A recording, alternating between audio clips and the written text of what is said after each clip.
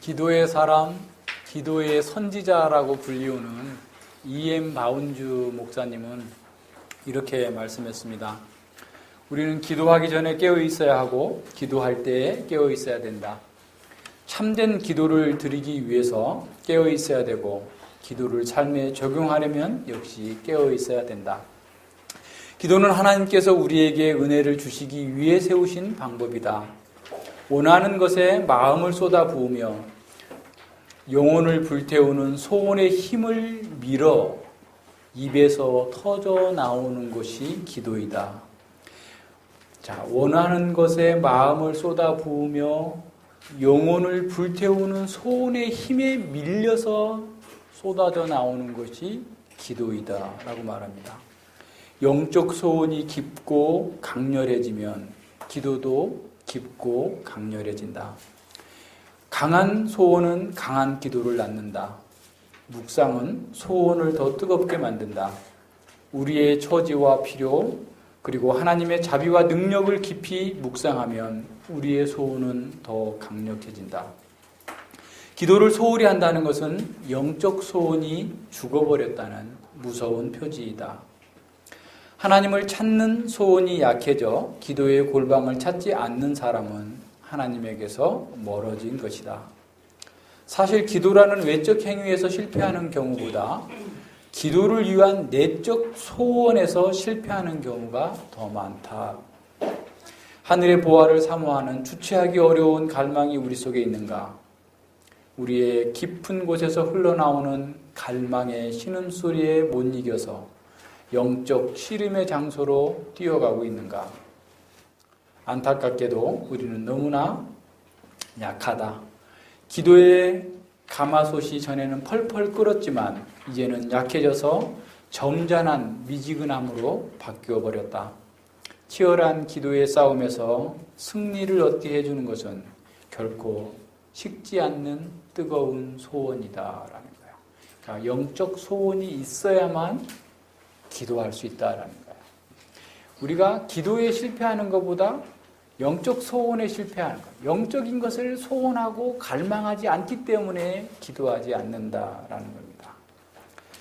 자, 기도를 부담스러운 의무로만 알고 형식적인 기도에 만족하고 있는 우리에게 원하는 것에서 온 마음을 쏟아 부으며 영혼으로부터 불태우는 그 소원의 힘에 밀려서 쏟아져 나오는 것이 바로 기도라고 하는 바운주 목사님의 그 말은 우리의 영혼의 게으름을 책망하고 있고 우리가 얼마나 영적 갈망이 일천한지를 고발하고 있는 것 같습니다. 성경에 나오는 많은 진실한 신앙인들의 기도는 바로 이와 같은 갈망에서 비롯됐음을 우리는 알게 됩니다. 특별히 오늘 우리가 보는 다윗의 기도에서 바로 그러한 진실한 믿음과 갈망을 우리가 볼 수 있게 됩니다. 우리의 일상의 도덕적인 영적인 상황에서 다윗과 같이 이렇게 하나님께 기도로 나아가는 것이야말로 진정으로 우리가 복 있는 사람이다라는 사실을 깨닫게 해주는 것 같습니다. 자, 시편 4편은 하나님께서 세우신 그 성도들이 그 영광을 회방하는 자들에 대하여서 하나님께서 그들을 특별하게 대우하시고 그래서 정말 그들을 보호하실 것이다 라고 하는 그 놀라운 은혜를 주신 거죠. 그래서 악한 자들의 그런 준동에도 불구하고 하나님의 백성들은 평안과 안식을 누릴 것이다 라는 확신을 찬양했었습니다. 이 5편에서는 악인들의 죄악을 좀 더 세밀하게 묘사하고 고발하면서 이러한 악한 환경 속에서도 은혜를 더 깊이 갈망하는 성도의 모습이 아름답게 그려지고 있습니다. 성도는 악한 자들에 둘러싸인 그런 환경에서 거룩하고 경건한 예배와 의로운 삶을 살기 위해서 정말 더 갈망하고 더 깊이 기도하고 있는 그러한 모습을 보여주고 있어요. 이 시의 그 구조를 보면 키아즘 구조로 되어 있는데요. A, B, C, 그 다음에 B-A-. 우리 구조에 보면 나와 있죠. 그래서 첫 번째 기도로 나가고 그 다음에 악인들의 준동이 나오고 그리고 그 중심에 여호와를 신뢰하고 의뢰하는 그런 여호와의 길에 대한 것이 명확하게 드러나고 있고, 그 다음에 악인들의 멸망, 그리고 이 성도들에게 주어지는 기쁨과 즐거움이 어떠한 것인지를 보여주는 아주 탁월한 그런 시로 되어 있습니다. 그래서 하나님의 그 응답 속에서 정말 기뻐하는 그 은혜를 보게 되죠. 시편의 문맥을 중시하는 학자들은 이 시편이 지난번에 우리가 3편은 다윗에게 쫓겨가지고 가서 기도한 거고, 4편은 그 다음날 아침에 기도한 거라고 그랬잖아요. 이 5편은 그 다음날 두 번째 날 아침에 기도하면서 썼을 거다라고 이해하죠. 그래서 이렇게 썼다 할지라도, 그것이 뭐 표제에 나타나 있지는 않다 할지라도 이스라엘 백성들은 늘 성전에서 예배하면서 첫 아침 제사에 주로 이 노래를 불렀을 거다라고 얘기합니다. 근데 이제 이 상황을 잘 보면은요, 표제가 그렇게 나와 있지 않더라도 상황을 보면 압살롬에게 쫓기는 것은 다윗의 상황과 이 시의 구조가 잘 맞아요. 그래서 기도와 악인들의 준동, 그리고 확신, 또 악인들의 준동, 그리고 또 그 응답으로 인한 기쁨, 즐거움. 그래서 압살롬이 다윗을 쫓고 있는 그런 흑백적인 어떤 그 갈등 속에서 이렇게 이해하고자 하는 것을 보면 좀 더 이 시의 상황이 또 잘 드러나 보이기도 합니다. 시편 5편은 앞서 3편과 4편과 마찬가지로 그 기도로 시작합니다. 다윗은 그런 고통과 위기에 아주 심각한 그런 상황 속에서 마음을 쏟아 부으면서 정말 영혼을 불태우면서 터져나오는, 밀려나오는 그러한 기도를 하고 있어요. 신음하듯 하고 있습니다. 여호와여, 나의 말에 귀를 기울이사 나의 심사를 통촉하소서. 정말 이 성경에 나와 있는 많은 기도 중에서 가장 아름다운 그 구절처럼 보여집니다. 시인은 여호와께 나의 말에 귀를 기울이시고 나의 심사를 통촉하여 주옵소서. 여기서 나의 말과 나의 심사는 평행법이에요. 동일한 의미를 좀 더 확대하고 깊이 보여주는 내용이거든요. 그러니까 다윗이 지금 말하고 있는 그 기도는 자기 마음 속에서 주체할 수 없어서 나오는, 어떻게 보면 그런 그 말, 신음소리와 같은 그런 의미입니다. 근데 이 심사라는 말은 자신의 어떤 마음 속에 있는 열망이 채 말로써 정리돼서 앞뒤가 구분되게 조리 있게 나오기도 전에 그냥 중얼거림처럼 쏟아져 나오는 그런 표현이 바로 심사를, 그래서 막 말할 수 없는 탄식으로 마음속에서 흘러나오는 그런 신음과 같은 내용이 신음이라고 해요. 시편 22편 1절에 보면 다윗이 그 그리스도의 고난을 내다보면서 쓴 그 시를 보면 1절에 이렇게 나옵니다. 내 하나님이여, 내 하나님이여, 어찌하여 나를 버리셨나이까? 어찌 나를 멀리하여 돕지 아니하시며 하옵시며 내 신음하는 소리를 듣지 아니하시나이까? 나의 심사를 통촉하소서. 내 신음하는 소리, 단어는 다르지만 같은 의미로 사용되고 있어요. 다시 말하면 마음속에서 부글부글 끓어올라서 주체할 수 없어서 정말 말하지 않고서는 견딜 수 없는데, 그게 나오는 게 조리 있게 그냥 아주 명쾌한 논리로 나오는 게 아니라 그냥 막 그 쏟아져 나오는 그와 같은 그런 말, 그런 기도를 지금 하고 있다라는 거예요. 그러니까 마음속 깊이 쌓아두기에는 너무나 답답해서 억제할 수 없는 그런 탄식 속에서 부르짖고 있는 것이죠. 사무엘의 어머니 한나가 자식이 없어서 분인나에게 계속해서 이 충동질을 당할 때 그 제사, 그 성소의 앞에서 막 기도를 하는데 엘리 제사장이 볼 때 저거 술 먹고 저렇게 아침부터 술 먹고 너 와서 기도하는 거 앉아 있는 거야? 뭐 입은 막 움직이는데 소리는 잘 안 들리니까, 응? 귀가 어둡고 눈이 어두워진 그 엘리 제사장이 볼 때 저거 술 먹고 그러는 거구나. 너 언제까지 술 먹을 거냐? 독주를 끊어라 라고 얘기할 때 이 한나가 이렇게 말합니다. 사무엘상 1장 그 15절과 16절이죠. 나는 마음이 슬픈 여자라. 포도주와 독주를 마신 것이 아니요 여호와 앞에 나의 심정을 통한 것이라. 내가 지금까지 말한 것은 나의 원통함과 격동됨이 많음을 인함이니이다. 나의 원통함과 격동됨이 많아서 그냥 다 정리되지도 않게 그냥 막 이렇게 쏟아져 나오는 그런 신음소리와 같은 그렇게 지금 다윗이 기도하고 있는 거예요. 아마 여러분도 경험해 본 사람이 있을 거예요. 다 말로 어떻게 할 수 없는데 아이고 주여 이 상황을 어떻게 하죠? 주여 어떻게 해야 될까요? 저 어찌할 바를 모르겠는데 주님밖에 의지할 데가 없는데 주께서 나서서 주시옵소서. 뭐 이렇게 우리가 신음하는 듯이 기도할 수 있어요. 자, 이 시인은 들어주소서, 통곡하소서, 나의 말에 나의 심사를 통촉하여 주옵소서라고 기도하고 있습니다. 그런데 그 기도하는 그 대상이 누구냐면 2절에 나의 왕 나의 하나님이여 나의 부르짖는 소리를 들으소서 내가 주께 기도하나이다. 나의 왕 나의 하나님이여. 자신의 신앙 고백인 거죠. 내가 기도하는 이 하나님이 누구신가? 나의 왕이시다. 나를 다스리고 나를 주관하시는 분 그 하나님, 그리고 나를 창조하게 하시고 나에게 생명을 주시고 나의 모든 필요를 채우시는 그 하나님께 내가 나아가서 기도합니다. 나의 왕 나의 하나님이여 나의 부르짖는 소리를 들으소서 내가 주께 기도하옵나이다.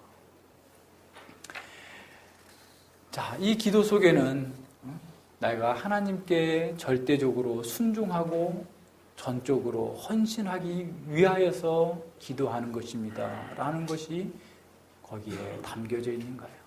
나의 왕 나의 하나님이여 나의 기도를 들으소서. 하나님의 백성으로서 살기 위하여서 하나님께서 나에게 주신 그 생명의 원리를 내가 구현하면서 살고자 하는데 지금 상황은 너무나 급박합니다. 주여 내 기도를 들으소서라고 하는 거예요. 자, 나의 왕 나의 하나님이여 나의 기도를 들으소서라고 기도하는 사람은 자신의 뜻과 자신의 영광을 또는 자신의 욕망을 채워달라, 그것을 이루어달라라고 기도하지 않는 거죠. 자신의 뜻을 이루어달라라고 기도하지 않는 거예요. 예수님처럼 내 뜻대로 마옵시고 아버지의 뜻대로 하옵소서. 그렇지만 나 자신의 모든 필요와 나를 구원하실 분은 오직 하나님 뿐이시다라고 하는 고백 가운데에서 자신을 온전히 하나님께 의탁하는 그런 기도인 거죠. 자, 기도는 바로 이러한 믿음을 소유한 사람이 내가 오직 주께 기도합니다 라고 하려는 거예요. 그러니까 하나님을 나의 주인이고 나의 왕이고 나의 생명의 근원이시고 나의 모든 필요를 채우실 그 하나님이라는 사실을 아는 사람이 하나님께 이렇게 간구하는 겁니다. 나의 왕 나의 하나님이여라고 부르면서도 그 내용이 자기를 위한 거고 자기 추구에 관한 거라면 얼마나 공허하겠어요. 그런 믿음이 없다면 얼마나 그것이 하나님께 상달될 수 있겠어요? 어떤 목사님은 이렇게 말합니다. 기도의 수레에 짐을 싣는 것은 하나님을 향한 갈망이다. 그리고 그 수레가 힘차게 나아갈 수 있게 하는 것은 믿음이다라는 거예요. 자, 무슨 말인지 알겠어요? 하나님께 대한 갈망이 없는 사람은 기도의 수레에 올려놓을 게 없어요. 기도에다가 뭘 구할 게 없는 거죠. 그렇지만 또한 하나님에 대한 믿음이 없는 사람은 이 기도가 힘있게 하나님께 밀고 나갈 수 있는 그 열정적으로 하나님께 기도하지 않는다라는 거예요. 우리는 어떻습니까? 우리의 갈망, 수레에 가득 채우고도 남을 만큼 하루 종일 기도해도 부족할 만큼 그런 갈망이 있습니까? 열정적으로 눈물을 흘리면서 주여 주께서 들어주셔야만 됩니다라고 이 수레를 밀어서 하나님께 올려드리고 있습니까? 지금 다윗은 그런 상태예요. 너무나 지금 갈망이 강한 상태. 너무나 지금 열정이 믿음이 강한 상태. 나의 하나님 나의 왕 주여 내가 기도합니다. 믿음으로 밀어 올리고 있는 그런 기도를 우리가 보고 있는 겁니다. 기도는 하나님을 향한 우리의 사랑과 우리의 믿음이 우리가 기대하고 갈망하는 것을 하나님께 아뢰는 인격적인 대화인 것이죠. 2절에서도 들으소서 기도하나이다 라는 말이 반복되고 있어요.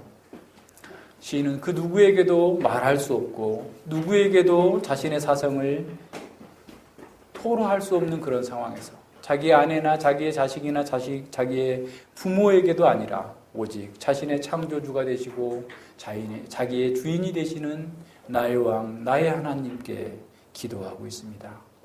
왜냐하면 주님께서만 자신의 심사를 통촉하시고 해결해 줄 수 있는 분이다라는 사실에서 기인한 것이죠. 3절에서 다윗은 더 간절하게 기도를 쏟아냅니다.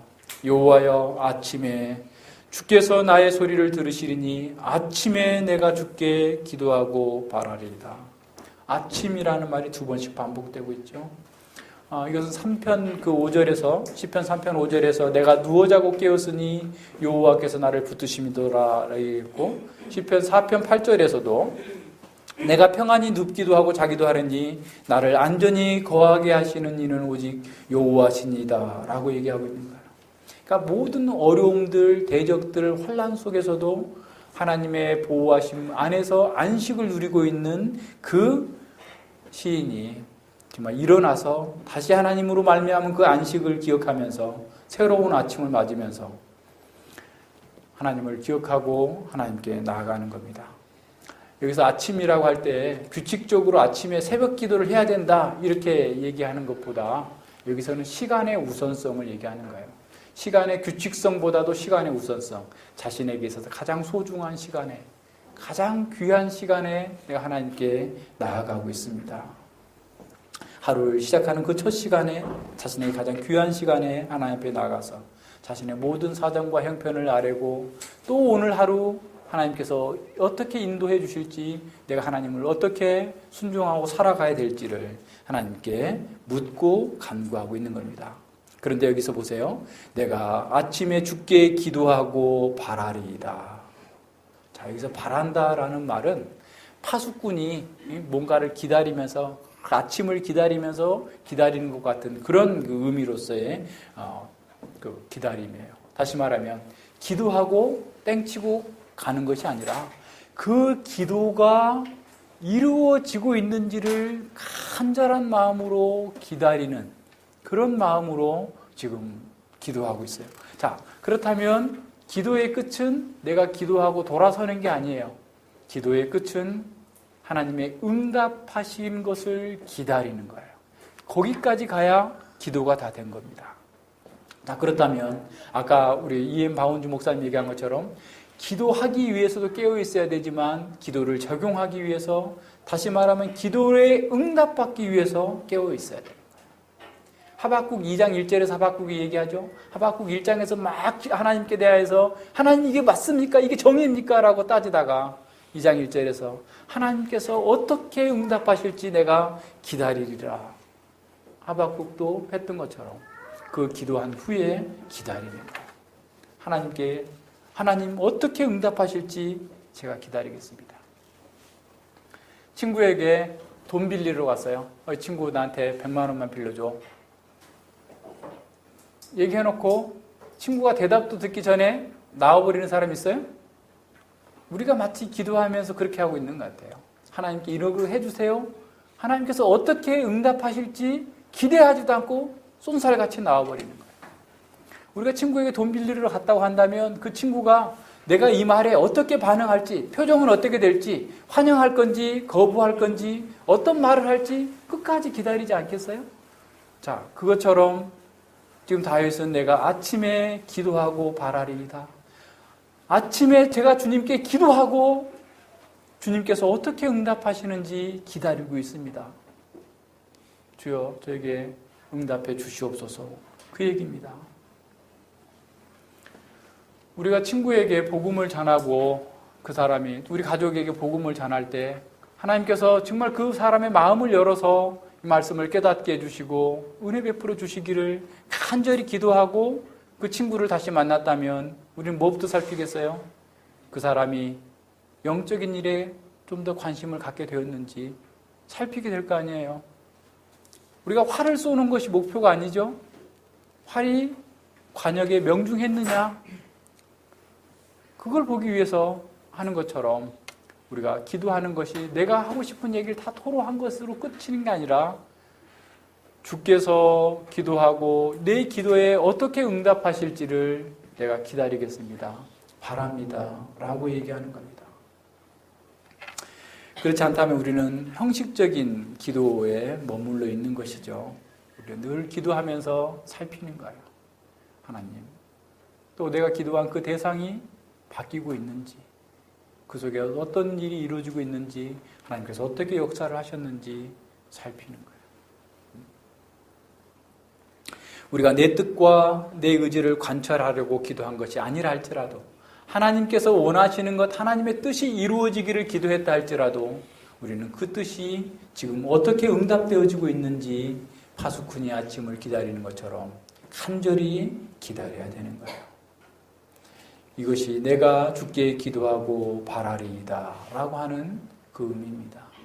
다윗은 하나님께서 어떻게 응답하실지 기다렸어요. 간절히 사모하면서 기다리고 있었던 겁니다. 자, 4절과 6절에서는 하나님께서 그 악인들을, 자신을 대적하고 있는 하나님 나라를 공격하고 있는 악인들을 배척할 것을 보여주고 있습니다. 시편 4편 6절에서 여러 사람의 말이 우리에게 손을 보일 자 누구뇨라고 하면서 다윗을 공격했던 그 상황 속에서 다윗은 여호와여 주의 얼굴을 들어 우리에게 비추소서라고 기도했었는데 그것이 좀 더 확장되어지고 있어요. 그 악인들에 대한 그 확장이 되고 있고 자신의 기도가 좀 더 확장되어지고 있습니다. 하나님의 임재의 절정으로 들어갈 수 있는 그 길을 악인들에게는 막아주시옵소서. 그들에게는 하나님의 임재로 나아가지 못한다라고 선언하고 있는 거죠. 주는 죄악을 기뻐하는 신이 아니시니 악이 주와 함께 유하지 못하며 오만한 자가 주의 목전에 서지 못하리이다. 주는 모든 행악자를 미워하시며 거짓말하는 자를 멸하시리이다. 여호와께서는 피 흘리기를 즐기고 속이는 자를 싫어하나이다. 자, 악인들은 하나님의 임재 가운데 나아갈 수 없어요. 왜냐하면 하나님의 성품과 악인들의 성품이 하나도 일치되지 않아요. 악인들의 행동과 하나님의 행동이 하나도 일치되지 않아요. 그렇기 때문에 그들은 하나님의 임재 가운데 누릴 수 있는 그 복에 참여할 수 없게 되는 겁니다. 하나님의 성품과 하나님의 사역을 아는 것은 자신의 인생의 방향과 목표가 바뀌어야 돼요. 바뀌는 거예요. 단지 하나님을 지식적으로 아는 차원에서 머물 수 없습니다. 진정으로 알았다고 한다면. 그런데 이 행악하는 사람들은 하나님을 안다고 하면서도 하나님과 다른 성품을 가지고 있어요. 하나님을 안다고 고백하고 예배하고 제사하면서도 찬양하면서도 하나님과 다른 행동을 하고 있다라는 겁니다. 좀 그걸 고발하고 있는 거예요. 자, 압살롬은 하나님을 예배하고 찬양하면서도 아버지를 죽이고자 쫓아다니는 거예요. 딸을 죽인 목사도, 딸을 죽인 신학교 교수도 10개월 동안이나 설교하고 10개월 동안이나 강의했을 거예요. 왜 그렇게 할 수 있었어요? 그가 아는 하나님이 어떤 하나님이었어요? 그를 전혀 변화시킬 수 없는 그런 지식을 가지고 있었다는 거예요. 그가 알고 있는 지식은 하나님의 성품에 대해서 실제로 정통적으로 알았다 할지라도 그 안 성품이 그의 마음과 삶을 바꾸지 못했던 거예요. 저급한 종교들처럼 내가 하나님께 뭔가를 드리기만 하면 하나님께서 나에게 복을 주실 거다. 내가 어떻게 도덕적으로 살든지 어떻게 무슨 일을 하고 산다 할지라도 내가 하나님께 뭔가를 갖다 주면 하나님은 반대급부로 나에게 뭔가를 주실 거다. 마치 우리가 자판기에 동전을 넣고 지폐를 넣고 버튼을 눌러서 음료수를 뽑아 먹는 것처럼 하나님께서도 내가 이렇게 하면 내가 한 것만큼 복 주실 거다 라고 하는 미신적인 맹신에 빠져 있는 사람들이 많이 있어요. 그런데 하나님께서는 다윗은 그런 자들을 행악하는 자들이다 라고 얘기합니다. 왜냐하면 다윗은 하나님의 성품을 먼저 생각하고 있어요. 하나님은 죄악을 기뻐하는 신이 아니시다라는 거예요. 하나님은 순결하고 거룩하시기 때문에 어떤 악도 기뻐하지 않으신다. 하나님께서는 눈이 정결하시기 때문에 차마 악을 보지 못하시고 차마 패역을 보지 못하시는 그런 분이시다는 사실을 알게 된 거죠. 하나님께서는 악인의 성품, 악인의 길, 그 어느 것 하나도 인정해 주시지 않는다라는 거예요. 많은 사람들이 하나님께서 죄를 용서하시는 것을 죄를 용납하시는 것으로 잘못 이해합니다. 자, 용납하시는 것과 용서하시는 것은 다른 문제예요. 용납하는 것은 죄를 어떻든 저든 그냥 다 덮어버리는 거예요. 없는 것처럼 여겨주는 거예요. 그러나 용서하시는 것은 그를 긍휼히 여기시고 죄에서 건져내실 뿐만 아니라 그 사람이 거룩한 삶으로 살게 하시고 그 사람 속에서 죄의 흔적마저도 다 지워버리는 거예요. 그것이 용서예요. 근데 많은 사람들이 교회를 다니면서도 하나님께서는 사랑의 하나님이기 때문에 자신이 과거에 지은 죄뿐만 아니라 현재도 미래도 계속해서 죄를 지어도 다 용납해 주실 거다라고 생각하는 거예요. 그러나 그렇다면 그리스도의 십자가가 무슨 필요가 있겠어요? 그냥 다 덮어버리신다면 아무 의미가 없는 것입니다. 하나님의 말씀 안에서 정말 의를 행하지 아니하면 하나님의 성품을 따라서 그의 성품이 변하고 하나님께서 행하시는 것을 따라서 그의 삶이 바뀌지 않는다면 하나님의 임재의 자리로 들어갈 수 없는 거죠. 아무리 예배를 열심히 한다 할지라도 하나님께서 기뻐하시는 바를 행하지 않는 이런 상태로 나아간다면 하나님께서 기뻐하시지 않고 하나님의 자리로 나올 수 없게 만드시겠다는 거예요. 자, 오만한 자가 주의 목전에 서지 못하고 주는 모든 행악자를 미워하신다는 겁니다. 자, 목전에 서는 것 역시 마찬가지예요. 하나님의 임재로 나아가는 것입니다. 그래서 오만한 자는 교만한 자의 의미를 더 넘어가요. 미련한 자, 생각 없이 행동하는 자, 제정신이 아닌 자라는 그런 의미를 갖고 있습니다. 하나님의 말씀에는 안중에도 없고 제멋대로 행하는 자, 오만한 자죠. 이런 사람을 행악자라고 합니다. 이런 자는 결코 하나님께 나아갈 수 없다라는 거예요. 하나님의 말씀이 아니라 자기 지혜로, 자기가 원하는 방식대로 자기 힘을 사랑하고 자기 의를 따라 사는 사람들은 하나님께 나아갈 수 없다라는 겁니다. 거짓말하는 자를 멸하실 것이다. 여호와께서는 피 흘리기를 즐기고 속이는 자를 싫어하신다. 여호와의 성품에 계속 근거하는 거예요. 행악하는 자의 특징은 거짓말하는 겁니다. 거짓말은 속이는 것과 병행해서 나오죠. 그래서 다른 사람을 속이는 거예요. 그리고 특별히 그것은 피 흘림으로 나갈 정도로 치명적인 것입니다. 거짓말이란 무엇이죠? 거짓말은 진리와 사실과 부합하지 않는 말이 다 거짓말입니다. 사실을 말했다 할지라도 성경을 가지고 설교를 하고 가르친다 할지라도 거짓말이 될 수 있어요. 어떻게 하면? 환원주의적으로 해석을 하고 가르치면. 성경에 있는 전체의 내용들을 다 가르치는 것이 아니라 전체의 맥락 속에서 가르치는 것이 아니라 특정한 본문만 특정한 내용만 가르쳐서 다른 것들을 가르치지 않게 되면 그런 사람들은 거짓말하는 자들이에요. 다른 사람들 말도 마찬가지죠. 정치인들 다른 사람의 말을 문맥을 다 끊어가지고 그 하나만 딱 잡아가지고 그 사람을 공격하고 매도하는 것 다 거짓말하는 겁니다. 물론 어떤 사람들은 자신이 어떤 진리를 알지 못하기 때문에 부지중에 거짓말하는 경우가 있어요. 다시 말하면 진리를 알지 못하기 때문에 거짓말하는 거죠. 그러나 그 모든 것 또한 하나님께서 미워하신다라는 사실을 보여줍니다. 거짓말하는 사람들의 그 속성은 왜 그렇게 거짓말을 할까요? 자기 이익을 위해서 하는 겁니다. 자기가 원하는 것을 얻기 위해서 거짓말하는 거죠. 그러나 이렇게 거짓말하는 자는 그 누구와도 진정한 관계를 맺을 수 없습니다. 자신의 이익을 위해서 사람들을 속이고 아첨하고 칭찬하면서 사람들에게 사람을 자신의 이익의 대상으로 이용하려고 하기 때문에 그에게는 진정한 인간관계를 맺을 수 없습니다. 교회에서도 마찬가지예요. 교회에서도 사람들을 이용하려고 하는 사람들이 있어요. 그래서 뭐 교회 가운데도 보면 뭐 서로 돈을 빌려주고 무슨 투자를 하고 뭐 등등의 이런저런 거 같이 하자라고 하는 사람들이 많아요. 그거 하면 안 돼요. 교회에서 그렇게 해서는 안 됩니다.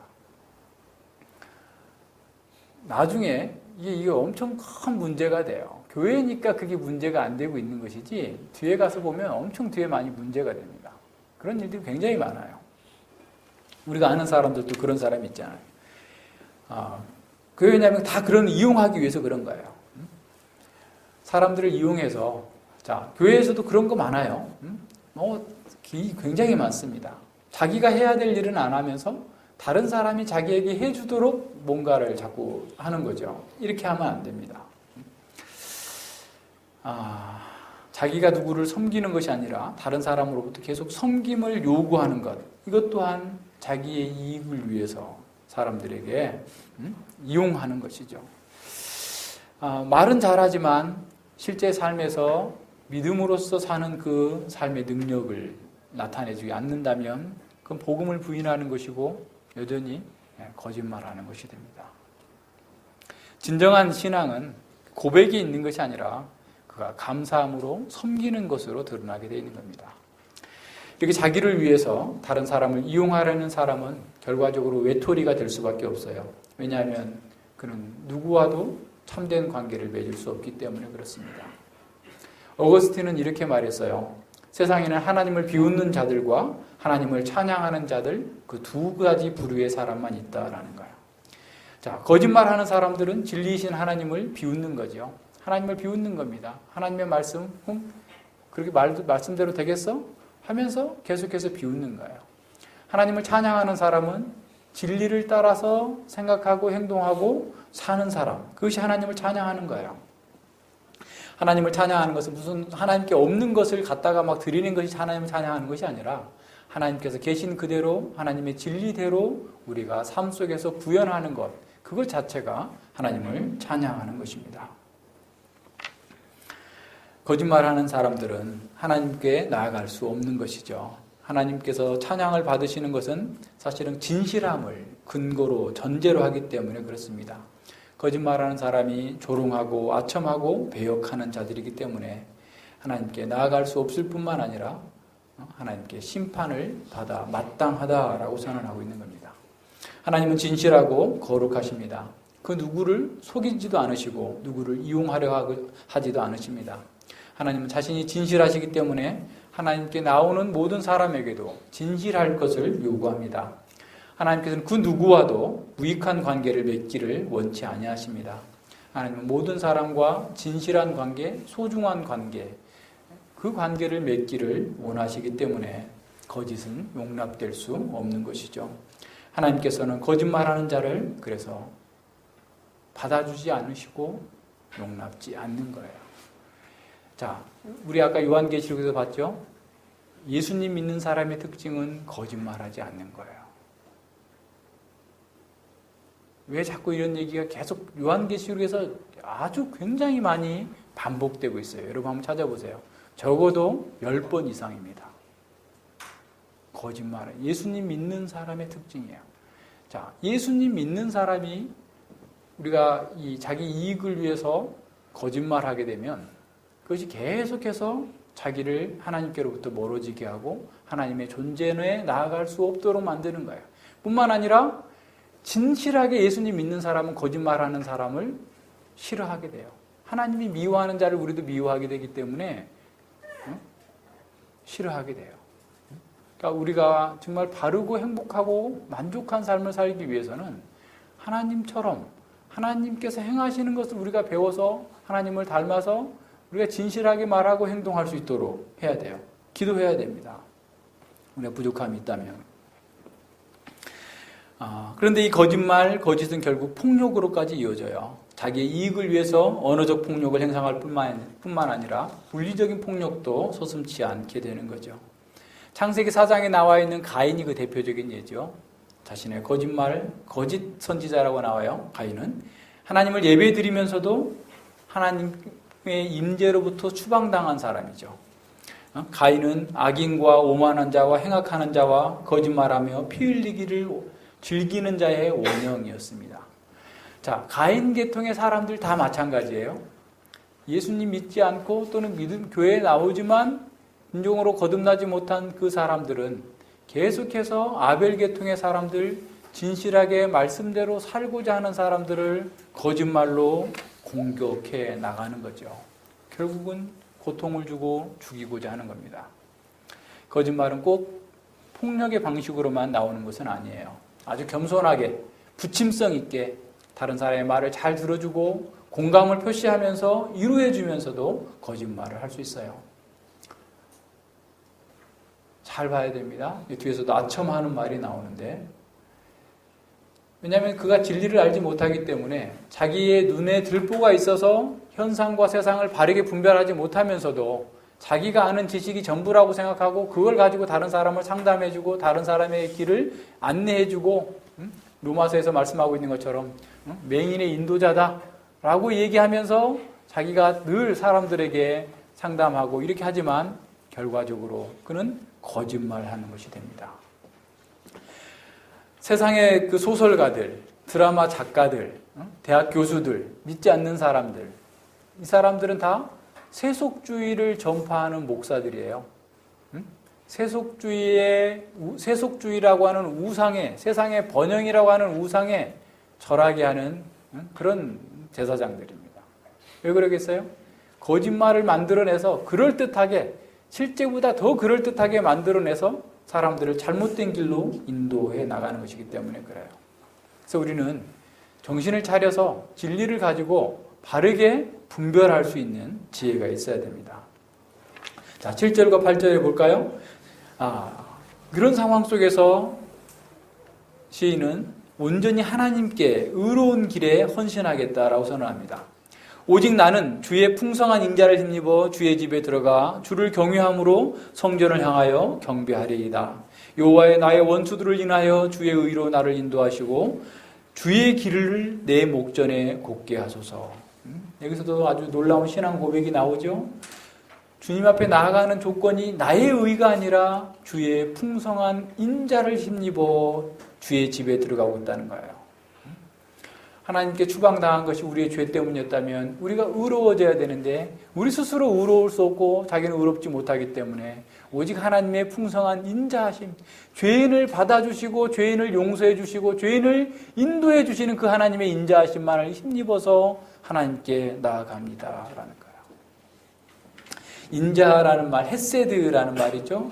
하나님의 사랑과 친절과 은혜와 그 자비, 이걸 다 포함하는 그런 말입니다.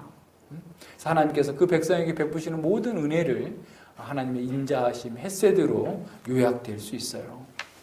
하나님의 인자하심은 그래서 시편 63편 3절에서는 하나님의 인자하심이 생명보다 낫다라고 말씀해요. 주의 인자가 생명보다 낫습니다라고 고백하고 있는 거죠. 하나님의 인자하심은 이스라엘의 생존의 근거였습니다. 그래서 이스라엘은 늘 하나님의 인자하심을 사모하고 그 인자하심을 베풀어 주시기를 기도했던 것이죠. 우리 역시 하나님의 인자하심을 힘입어서 하나님께 나아갈 수 있습니다. 하나님 앞에 나아갈 소망이 완전히 끊어졌을 때 우리의 힘이 아니라 하나님의 인자하심 때문에 하나님께 나아갈 수 있었던 거죠. 바리새인들은 자기 의를 힘입어서 나아갔죠. 바리새인들은 오늘날 보면 대단한 사람이에요. 대단한 도덕가입니다. 11조 다 했죠. 기도했죠. 일주일에 2번씩 금식했죠. 모든 사람들이 우러러보는 종교적인 의를 가지고 있던 사람들이에요. 그런데 그 의를 의지해서 기도할 때 하나님께서는 그를 받아주시지 않았어요. 그러나 세리는 가슴을 치면서 통회하면서 오직 주의 인자하심만을 의지해서 나아갈 때 그가 오히려 의롭다 하심을 받고 내려갔다라고 예수님께서 말씀하십니다. 하나님의 인자하심을 입은 사람은 자기를 신뢰하거나 자기만을 위해서 사는 사람이 아닙니다. 그는 하나님을 영화롭게 하고 그를 영원토록 즐거워하는 것을 인생의 목표로 삼는 것이죠. 고난 중에 있는 다윗 역시 마찬가지입니다. 다른 것을 추구하는 것이 아니라 주의 집에 들어가서 주를 경외함으로 예배하는 것이 자신의 가장 큰 소원입니다 라고 선언하고 있는 겁니다. 하나님께서 거룩하신 그 성전에, 하나님께서 계신 성전에 들어가서 경배하는 것이 그가 정말 속에서 끓어오르는 그런 갈망으로서 터져나오는 것이죠. 하나님의 영광에 하나님 앞에 나아가는 것이 그의 가장 큰 소원이었다라는 겁니다. 시편 84편에서도 이렇게 말씀하죠. 만군의 여호와여 주의 장막이 어찌 그리 사랑스러운지요. 내 영혼이 여호와의 궁정을 사모하여 생각하며 내 마음과 육체가 생존하시는 하나님께 부르짖나이다. 하나님의 궁전, 하나님께 나아가서 예배하는 것 때문에 그렇게 하지 못하는 그 상황 속에서 마음이 쇠약해지고 육체가 하나님께 영과 몸이 온전히 부르짖고 있다라고 말씀하고 있어요. 10절에서는 이렇게 말합니다. 주의 궁전에서 한 날이 다른 곳에서 첫날보다 나은즉 악인의 장막의 거함보다 내 하나님의 문지기로 있는 것이 좋사오니. 악인의 장막에서 호의호식하는 것보다 내 하나님의 전에 문지기로 있는 것을 더 사모합니다 라고 선언하고 있는 거죠. 욥도 마찬가지죠. 그 깊은 고난 속에서 욥이 추구했던 것은 자신의 재산, 자신의 그 어떤 것도 아니라 그 어떤 것도 아니라 오직 하나님께 나아가서 하나님을 배우기를 갈망했습니다. 다윗은 하나님의 집에 들어가서 예배하는 그 복을 열망하는 가운데 정말 여호와여 나의 원수들로 인해서 원수들 때문에 나를 주의 의의 길로 의로 나를 인도해 주시고 주의 의의 길로 나를 곧게 가게 하여 주시옵소서 기도하고 있는 거예요. 자, 하나님을 예배하고 하나님을 경외하고 하나님과 함께 동행한다 할지라도 여전히 악인들의 대적은 줄어들지 않았어요. 그래서 더욱더 강력하게 하나님의 의로 주의 길로 나아갈 수 있도록 붙잡아 주시기를 기도하고 있는 겁니다. 하나님의 자녀로서 이 세상 가운데 살면은 어려움이 없을 거라고 생각하면 그건 착각이고 순진한 생각이에요. 어려움이 있어요. 우리가 예수님을 믿고 나면 이제 안락 의자에 앉아서 아주 편안하게 인생을 즐기다가 가는 것이 아닙니다. 에스겔 37장에서 마른 뼈들이 소생하죠. 그래서 그 소생한 마른 뼈들이 해변가에 가서 파라솔 밑에서 휴가를 즐기고 있는 것이 아니라 하나님의 군대로 무장되어 있었어요. 우리가 예수님을 믿고 난 다음에 우리는 하나님의 군대가 되고 그리스도의 군대가 되어서 그 말씀을 따라 살 때 우리는 안식을 누릴 수 있게 되는 겁니다. 수많은 갈등, 수많은 어려움들 계속 있을 거예요. 사단에게서부터 계속해서 불화살이 날아올 겁니다. 그래서 그것은 우리에게 정말 낙심하게 하고 그래서 우리가 믿음을 버리게 하고 말로는 예배드리면서도 실제 삶에서는 말씀과 상관없이 살도록 믿음을 부인하도록 사단은 계속해서 불화살을 쏘아대고 있을 거예요. 그래서 우리는 이렇게 기도해야 돼요. 주의 의로 나를 인도하시고 주의 길을 내 목전에서 곧게 하소서. 진정한 예배는 주의 길로 나아가는 것으로 완성되는 거예요. 그래서 7절을 8절에서 더 내용을 확대하고 심화해 주고 있는 거죠. 하나님의 말씀을 따라서 의의 길로 갈 수 있게 해달라고. 나의 길이 아니라 주의 길로 인도해 주시기를, 내가 원하는 길이 아니라 주께서 기뻐하시는 길로 인도해 주시기를 원하는 겁니다. 자신의 뜻과 자신의 욕망을 이루어 달라는 기도가 아니라 주님께서 인정해 주시는 의의 길로 올곧게 나아갈 수 있게 해주시기를 기도하는 거예요. 요셉 한번 생각해 볼까요? 요셉이 17살에 애굽에 팔렸어요. 그리고 애굽의 총리가 되기까지 13년이 걸렸습니다. 30살이 됐죠? 야, 그럼 성공했잖아요. 그러면 요셉의 마음에서 야, 빨리 가나안 땅에 사람을 보내가지고 내가 살았다. 내가 이렇게 있어. 건재해. 응? 형들 한번 혼나봐. 응? 아버지 나 살았어요. 얘기하지 않았어요. 그 후로도 9년을 기다려요. 9년을. 7년 풍년이 있었죠. 2년 흉년째 됐을 때 9년 만에 형들이 내려왔어요. 지난 주간에 제가 요셉의 그걸 이렇게 묵상하면서 야, 참 대단한 믿음이다 생각했어요. 응? 우리는 무슨 좋은 일 있으면 누군가에게 막 말해주고 싶잖아요. 사랑하는 사람에게 전달해주고 싶잖아요. 그런데 요셉은 하나님의 때를 기다리고 있었어요. 계속. 하나님께서 자기에게 계시해 주셨죠. 11별과 해와 달이 자기에게 절할 거다. 볏짚 11개가 자기에게 절할 거다. 하나님께서 계시해 주셨어요. 그 계시가 이루어지기까지 요셉은 경솔하게 행동하지 않았어요. 자, 우리가 어려울 때 인내하는 것은 쉬운 일이지만 그렇게 번영할 때 그걸 참고 인내하면서 하나님의 때를 기다리는 거 쉽겠어요? 그런데 요셉은 그렇게 했어요. 자기가 나서서 하나님의 뜻을 이루고자 하지 않고 하나님의 때를 기다리면서 자기에게 주어진 일에 묵묵히 해나갔던 거예요. 이게 믿음이에요. 주의 길로 가는 사람이에요. 내가 이렇게 하겠사오니 주여 나에게 이 문제를 열어주시옵소서. 내가 이렇게 하겠사오니 주께서 길을 열어주시옵소서가 아니라 주님께서 가르쳐주신 그 길로 올곧게 갈 수 있도록 저를 오히려 제한해 주시고 저를 붙잡아 주시옵소서. 제가 악인의 유혹이나 제 육신의 욕망에 유혹받아서 주님의 길에서 떠나지 않도록 주의 의로 나를 붙들어 주시고 주의 길로 나를 붙잡아 주시옵소서. 이렇게 기도한 거예요. 다윗도 그랬을 거예요. 얼마든지 압살롬의 군대가 쳐들어온다 할지라도 자신의 군대에서 예루살렘 성을 지키고 있으면서 그 소수의 병력이라 할지라도 견고한 성을 기대면서 계속 싸우려고 했으면 싸울 수 있었을 거예요. 근데 그렇게 하지 않았어요. 주의 길로 가겠습니다. 내 자리를 지키기 위해서 내 백성들끼리 서로 죽이고 싸우는 일을 하지 않겠습니다. 주께서 이루어 주시옵소서. 내 의의 하나님이여 나의 왕이시여 주께서 원하시는 길로 주의 길로만 갈 수 있도록 저를 붙잡아 주시옵소서. 기도하는 거예요. 왜 다윗이라고 그런 마음이 없었겠어요? 자기를 저주하는 시므이를 당장 가서 쳐 죽이겠다고 부하가 얘기하는데 그래 가서 죽여버려라. 이렇게 말하고 싶은 마음이 왜 없었겠어요? 다윗도 우리와 동일한 사람이에요. 그런데 그는 주의 길로 주의 의로 올곧게 갈 수 있도록 저를 붙들어 주시옵소서 하면서 나갔던 거예요. 이것이 믿음이고 이것이 승리하는 거예요. 자, 9절과 10절 봅시다. 다윗은 그 원수들의 유혹을 계속해서 느끼고 있는 그런 상황 속에서 지금 말씀하고 있어요. 기도하고 있어요. 저희 입에는 신실함이 없고, 그러니까 그 악인들을 얘기하는 거죠. 저희 심중에는 악하며 저희 목구멍은 열린 무덤 같고 저희 혀로는 아첨하나이다. 겉으로는 얼마나 진실하게 말할 수 있어요.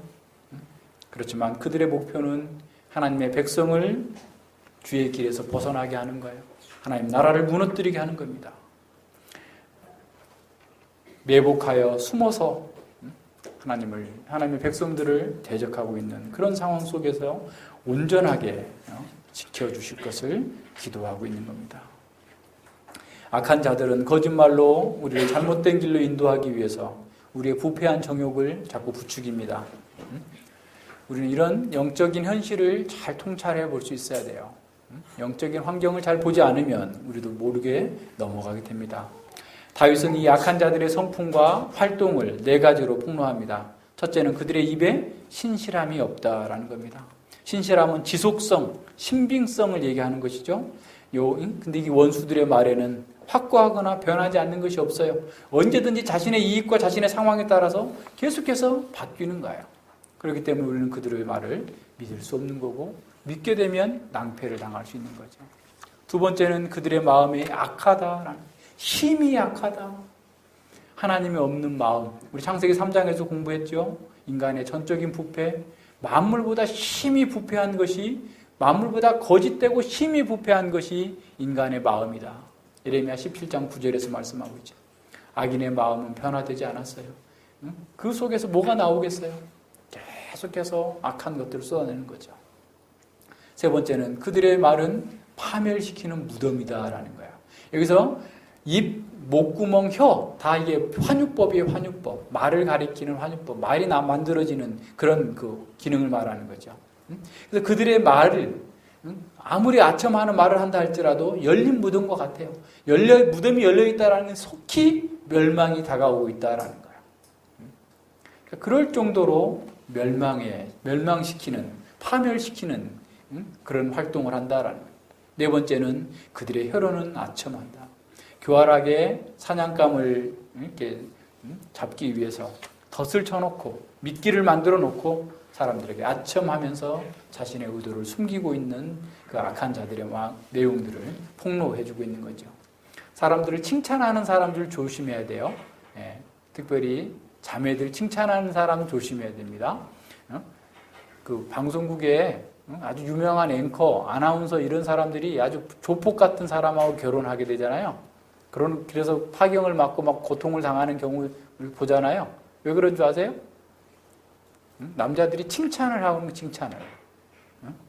아첨하는 말을 하니까 거기에 속아서 그런 거예요. 실상을 보지 못하고. 칭찬하는 사람들은 더 조심해야 돼요. 사실대로 말해야 돼요. 사실대로. 여러 가지 면에서 한번 잘 생각해 봐야 됩니다. 그 속에 덫을 쳐놓고 사람들을 삼키려고 하는 이런 악인들의 상황들. 그래서 그런 사람들에게서 정말 피하고 또한 그들을 심판해 주시기를 10절에 고발합니다. 하나님이여 저희를 정죄하사 자기 꾀에 빠지게 하시고 그 많은 허물로 인하여 저희를 쫓아내소서. 저희가 주를 배역함이니이다. 대적들은 영구적으로 제거해 주실 것을 기도하고 있는 거죠. 왜냐하면 그들이 마땅히 심판을 받아야 되는데 영원히 정죄를 받을 것인데 하지만 현세에서도 그들의 죄 때문에 섭리적인 심판을 통해서 자기 꾀에 빠져서 자기가 넘어지도록 그렇게 하는 것이 하나님의 백성들에게는 구원이 되고 안식이 주어지기 때문에 그렇다라는 겁니다. 어떤 사람은 예수님은 원수를 사랑하라고 그랬는데 원수가 멸망하는 것을 기도하는 것은 너무 가혹한 것 아닌가? 라고 생각할 수 있을지 모르지만 다윗은 개인적인 차원에서 원수를 갚아달라라는 그런 기도가 아니에요.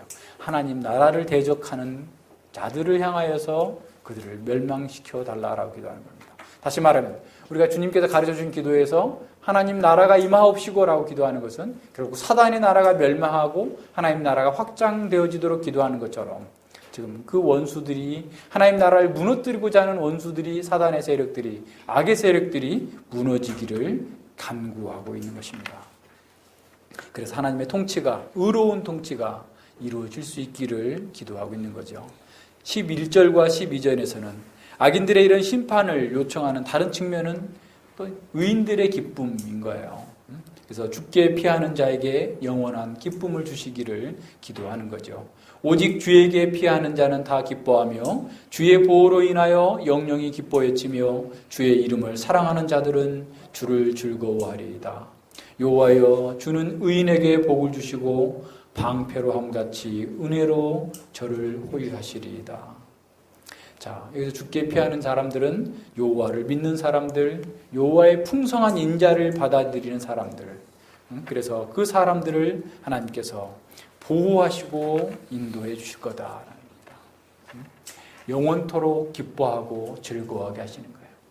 악의 세력들은 멸망할 것이지만 경건한 자들, 하나님께 피하는 자들은 모든 핍박과 고난에서 벗어나서 하나님의 통치 안에서 안식과 자유를 누리게 될 것을 선언하고 있는 거죠. 기독교야말로 진정한 그 기쁨의 종교입니다. 그러니까 존 파이퍼 목사님은 이렇게 말했어요. 우리가 하나님 안에서 최고의 만족을 얻을 때, 최고의 기쁨을 누릴 때 하나님은 우리 안에서 최고의 영광을 받으신다. 자, 무슨 말인지 알겠어요? 우리가 하나님 안에서 최고의 기뻐하실 때, 우리가 하나님 안에서 하나님을 최고로 기뻐할 때, 하나님 안에서 기뻐할 때 하나님께서는 그것을 통하여서 영광을 받으신다라는 거예요. 자, 하나님이 우리를 만드신 이유는 우리가 하나님을 영원토록 즐거워함으로써 주님을 영원토록 영화롭게 하기 위함이다. 우리가 주님으로 말미암아 즐거워함으로써 주님을 영화롭게 만드는 것이다라는 거예요. 자, 지난 1월 첫 주에 천준영 목사님 오셔가지고 기쁨은 어떠한 사실에 대한 반응이다라고 그랬죠. 자, 우리가 여기서 기쁨을 누리는 것. 시편의 저자가 하나님의 백성들이 기쁨을 누리는 건 어떤 거예요? 하나님께서 어떠한 일을 하셨기 때문에 그 안에서 기쁨을 누리는 겁니다. 하나님께서 하신 그 사역으로 말미암아서 자연스럽게 나오는 그 첫 번째 반응이 기쁨이에요. 주께서 풍성한 인자를 베풀어 주셨기 때문에 그 풍성한 인자로 말미암아서 악인들은 멸망하지만 의인들은 하나님 안에서 안식과 평화를 누리고 복을 누리게 될 때 그들에게 나오는 반응은 기쁨이에요. 그런데 이 기쁨은 일시적인 것이 아니라 영원한 기쁨이다라는 거예요. 이 기쁨에서 주목해야 될 것은 뭐냐면 어떤 특정한 사람만이 기쁨을 누리는 게 아니에요. 죽게 피하는 모든 사람이 차별 없이 누리는 기쁨이에요. 건강한 자나 가난한 병든 자나 가난한 자나 부자나 유식한 자나 무식한 자나 성공한 자나 실패한 자나 다 모두가 누릴 수 있는 그런 기쁨이에요. 시편 4편 7절에서 말씀하고 있는 것처럼 주께서 내 마음에 두신 기쁨은 저희의 곡식과 새 포도주가 풍성할 때보다 더한 그러한 기쁨인 거죠. 우리가 세상이 아니라 주님께 피하였다면, 주님의 구원에 참여했다고 한다면 우리도 우리 안에 세상이 주지 못하는, 세상이 알지 못하는 그런 기쁨이 있어야 되는 거죠. 두 번째로 이 기쁨은 어떠한 상황, 어떠한 시간과 관련해서도 변함없는 그런 기쁨입니다. 우리가 고난 가운데 있든지 승리 가운데 있든지 건강할 때든지 병들었을 때든지 어떤 상황이든지 심지어 모욕을 당한다 할지라도 우리는 기뻐할 수 있습니다. 왜냐하면 주의 풍성한 인자에 대한 반응이기 때문에 그래요. 하나님께서 우리에게 이루신 그 일로 인한 반응이기 때문에 우리는 기뻐할 수 있어요. 사단은 이 기쁨을 빼앗으려고 온갖 방식으로 우리를 시험할 것입니다. 그러나 결코 이 기쁨은 빼앗길 수 없어요. 자, 하박국 선지자 3장에서 얘기하죠. 무화과 나무가 없고 포도나무에 열매가 없고 감람나무에 소출이 없다 할지라도 오히려 양이 없으며 외양간에 소가 없을지라도 나는 여호와를 인하여 즐거워하며 나의 구원의 하나님을 인하여 기뻐하리로다. 하나님께서 이루신 그 일로 말미암아서 자기는 즐거워하고 기뻐할 것이다. 주 여호와는 나의 힘이시라. 나의 발을 사슴과 같게 하사 나를 높은 곳에 다니게 하시리로다. 이것이 기독교의 능력이고 이것이 그리스도인의 능력입니다. 12절 보세요. 여호와여 주는 의인에게 복을 주시고 방패로 함같이 은혜로 저를 호위하시리이다. 하나님께서는 자신과 바른 관계에 있는 의인들에게 복을 주시고 방패로 그 사람을 앞뒤로 다 싸고 있는 것처럼 은혜로 그를 감싸 주시겠다라는 겁니다. 하나님의 풍성한 인자함이, 은혜가 그 하나님의 백성들을 감싸고 있는 것이죠. 그래서 하나님의 백성은 결코 하나님의 은혜에서 떨어질 수 없어요. 뿐만 아니라 기쁨을 상실할 수 없어요. 요한복음 16장 22절에 예수님께서는 너희가 지금은 근심하나 내가 다시 너희를 보리니 너희 마음이 기쁠 것이요 너희 기쁨을 빼앗을 자가 없느니라. 우리 안에 성령님이 계시다면 우리의 이 기쁨은 결코 영원토록 빼앗길 수 없는 그런 기쁨입니다. 물론 우리도 허사를 경영하고 계율을 구하고 거짓말하는 자들로 인해서 고통을 당할 것입니다. 때로는 사단이 쏘는 불화살을 맞고 아파할 수도 있습니다. 천만인이 우리를 둘러치는 것 같은 그런 상황을 겪을 수도 있고 생계의 위협을 당할 수도 있고 어려움을 겪을 수 있어요. 그러나 하나님께서 우리에게 입혀주신 하나님의 의가 우리를 지키는 방패가 되고 하나님의 은혜가 우리를 호위하실 것이기 때문에 우리는 담대하게 나아갈 수 있습니다. 예수님께서 이 땅에 오신 이유는 우리에게 풍성한 인자를 베풀어 주시기 위함입니다. 예수님께서는 이사야가 예언한 대로 너희가 기쁨으로 구원의 우물들에서 물을 기르리로다 라고 하는 그 말씀을 성취하시기 위해서 오셨어요. 또한 다윗이 주께서 생명의 길로 내게 보이시리니 주 앞에는 기쁨이 충만하고 주의 우편에는 영원한 즐거움이 있나이다 라고 한 그 말씀대로 충만한 기쁨과 영원한 즐거움을 주시기 위해서 이 땅에 오셨습니다. 오순절날 사도 베드로는 바로 이 말씀을 인용해서 예수님께서 바로 우리에게 충만한 기쁨과 영원한 즐거움을 주시기 위하여서 죽어주셨고 부활하셨다라고 증거하고 있습니다. 이제 우리는 예수 그리스도께 피함으로써 기뻐하며 영영이 기뻐 외치며 주를 즐거워하는 사람들이 되었습니다. 이러한 기쁨은 세상의 기쁨과 다릅니다. 세상의 기쁨은 즐길수록 점점 무뎌지고 감각이 없어집니다. 세상의 기쁨은 단조롭고 권태에 빠지게 되고 사라져버립니다. 그래서 사람들은 새로운 기쁨을 찾아서 또다시 이리저리 방황하고 있는 것이죠. 하지만 그리스도 안에 있는 이 기쁨은 결코 실증나지 않는 기쁨입니다. 이 기쁨은 누리면 누릴수록 더 생생하고 더 고상하고 우리의 영혼을 고양시키는 그런 기쁨입니다. 그 기쁨이 하늘에서 왔기 때문에 그래요. 이 기쁨의 샘물은 항상 신선하고 생기가 넘치고 영생하도록 솟아납니다. 이 기쁨의 샘물을 마시는 사람은 다른 물을 찾지 않아요. 다른 것에서 기쁨을 찾지 않습니다. 이 기쁨의 근원은 하나님께 있지 아니하고 하나님께 있기 때문에, 사람에게 있지 않고 세상에게 있지 않고 하나님께 있기 때문에 우리는 이 기쁨 결코 놓칠 수 없는 그런 기쁨입니다. 여호와께서 우리를 위하여 대사를 행하셨으니 우리가 기쁘도다라고 선언하고 있는 것처럼 그 하나님께서 말로 할 수 없는 그 기쁨과 사랑을 우리의 영혼에 심어 주셨어요. 그래서 우리는 끝없이 이 기쁨의 샘물 속에서 나오는 그 기쁨을 누리게 되는 겁니다. 우리는 주를 사랑하기 때문에 영원히 주님을 즐거워하면서 주님으로 인해서 행복해야 합니다. 우리의 전 존재가 하나님을 경외함으로 예배하며 주님의 길로 나아갈 때 하늘에 속한 그 기쁨이 우리의 마음을 가득 채우게 될 것입니다. 이러한 충만한 기쁨을 누리는 사람은 어떤 시인처럼 이렇게 찬양할 것입니다. 오 영원히 변치 않는 기쁨 내게 있으니 그 기쁨은 하나님이 주신 순전한 기쁨이라네. 예수께서 내가 그의 것이라 라고 말씀하시고 나의 사랑하는 이가 나의 것이라네. 예수님이 나의 것이 됐어요. 그러니 그 기쁨 말할 수 없다라는 거예요. 하지만 우리의 현실 또한 만만치 않습니다. 우리에게도 악인들의 중상모략이 있고 수많은 위협들이 있습니다. 그들의 입에서 나오는 악한 말들이 독화살처럼 우리를 향해 날아옵니다. 열린 무덤과 같은 그런 위험한 말들이 칭찬과 아첨으로 포장되어서 우리에게 다가옵니다. 그런 행악자들이 세상에만 있는 것이 아니라 교회 안에도 있습니다. 다윗을 악한 말로 공격했던 자들은 이스라엘 공동체 안에 있었던 사람들입니다. 신학교 교수가 그런 말을 할 수도 있고 우리에게 가장 많은 혜택을 받은 가족들이 그렇게 말할 수도 있습니다. 우리가 역시 그런 자들의 공격으로 우리도 고통을 받을 수 있어요. 그러나 우리는 그들의 독한 말에 주눅들지도 낙심하지도 말아야 됩니다. 그들은 영적인 소경입니다.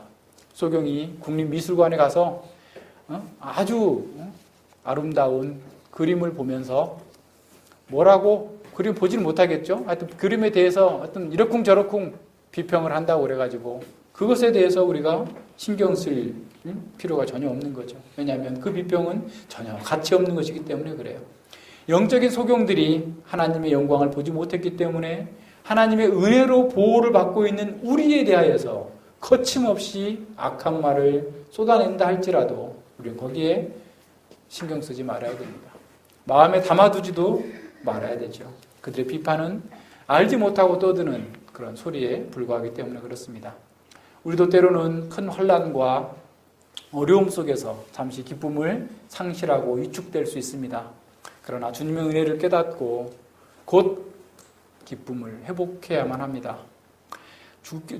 우리는 주 안에서 항상 기뻐하라, 내가 다시 말하면 기뻐하라 라고 하는 명령을 받고 있습니다. 기뻐하는 것이 우리의 정체성에 맞는 거다라는 거죠. 하지만 우리가 기뻐할 수 없는 상황에서 어떻게 해야 됩니까? 자, 다시 생각해 봐야 됩니다.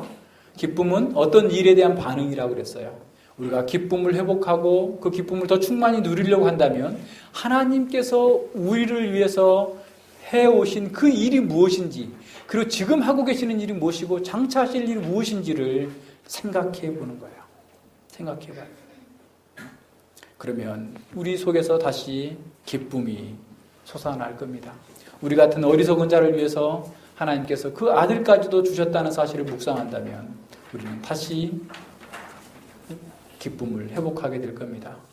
따라서 우리는 주님의 자비하심, 인자의 풍성하심을 생각하면서 주의 얼굴빛을 우리에게 비추사 우리를 항상 기쁘게 살게 해달라고 기도할 수 있어야 됩니다. 기뻐하는 것은 우리의 의무이면서 우리의 특권입니다. 따라서 우리가 기뻐하고 즐거워할 때만이 우리가 우리의 신분에 걸맞게 살고 있다는 것을 인식해야 돼요. 무슨 말인지 알겠어요? 우리가 기뻐하지 않는다면 우리는 우리의 신분에 대해서 모욕하고 있는 거예요. 하나님의 자녀로서 기뻐해야 될 그런 자리에서 우리가 벗어나 있는 겁니다. 우리가 더 큰 기쁨으로 충만해지려면 주님의 은혜를 더 깊이 깨닫게 되고 그리고 그리스도의 성품을 닮아가야 됩니다. 그리고 그리스도처럼 아침마다 가장 소중한 시간에 기도로 하나님께 나아가야 됩니다. 우리의 기쁨이 클수록 우리는 더 큰 능력을 소유하게 될 것입니다. 여호와를 기뻐하는 것이 너희의 힘이다라고 느헤미야가 말했던 것처럼 우리는 더 큰 힘을 갖기 위해서 더 하나님을 기뻐할 수 있는 사람이 되어야 되죠. 우리가 이 기쁨을 잃어버린다면 우리는 하나님의 능력을 잃어버리는 것이 됩니다. 그래서 하나님께서 맡기신 사명을 감당할 수 없는 거죠. 우리는 강력하게 복음을 증거할 수 없게 되고 혹독한 시련을 이겨낼 수 없고 능력 있는 삶을 살 수 없게 되는 거죠. 자, 우리가 기뻐하는 정도에 비례해서 우리는 주님을 위해서 힘있게 일할 수 있습니다. 우리가 기뻐하면 사람들은 우리를 주목하게 될 거예요. 우리 동훈 형제가 훈련소에 극도로 힘든 훈련을 소화하면서도 기뻐한다면 같은 동기들이 너 왜 그래? 뭐야? 너 뭐 있어? 말 좀 해봐.